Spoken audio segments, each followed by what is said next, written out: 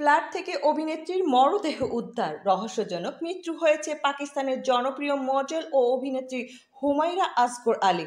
তার বয়স হয়েছিল 32 বছর। মঙ্গলবার 8ই জুলাই করাচির ডিফেন্স ফেজ 6 এর ইত্তেহাদ কমার্শিয়াল এলাকার একটি ফ্ল্যাট থেকে তার মরদেহ উদ্ধার করেছে আইন শৃঙ্খলা বাহিনী পুলিশ। সংবাদ মাধ্যমের প্রতিবেদন অনুযায়ী আইন প্রয়োগকারী সংস্থার কর্মীরা জানিয়েছেন, আদালতের নির্দেশ মোতাবেক মঙ্গলবার বিকেল 3:15টার দিকে ফ্ল্যাটটি খালি করার জন্য সেখানে যাওয়া হয়। ভেতর থেকে কেউ সাড়া না দেওয়ায় ফ্ল্যাটের দরজা ভেঙে ভেতরে প্রবেশ করে পুলিশ। এ সময় মেঝেতে অভিনেত্রীর মরদেহ পড়ে থাকতে দেখা যায়।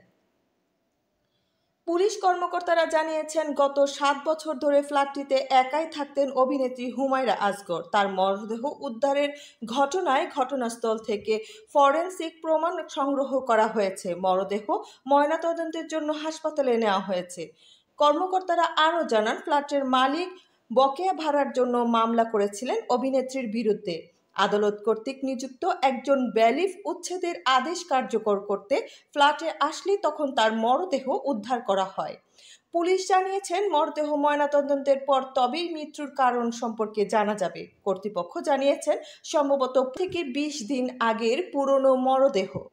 Police surgeon doctor Sumaiya Syed বলেছেন, হুমায়রা আসগরের মরদেহ হাসপাতালে আনা হয়েছে।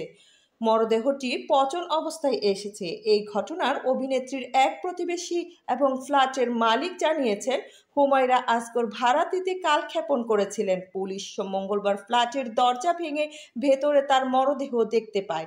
ভেতরের প্রতিবেশীদের সঙ্গে খুব বেশি যোগাযোগ করতেন না তিনি। তার কোনো গাড়িও ছিল না। উল্লেখ্য, বিখ্যাত রিয়ালিটি শো তামাশা ঘর এবং জালাইবি সিনেমায় অভিনয়ের মাধ্যমে খ্যাতি লাভ করেছিলেন অভিনেত্রী হুমায়রা আসগর।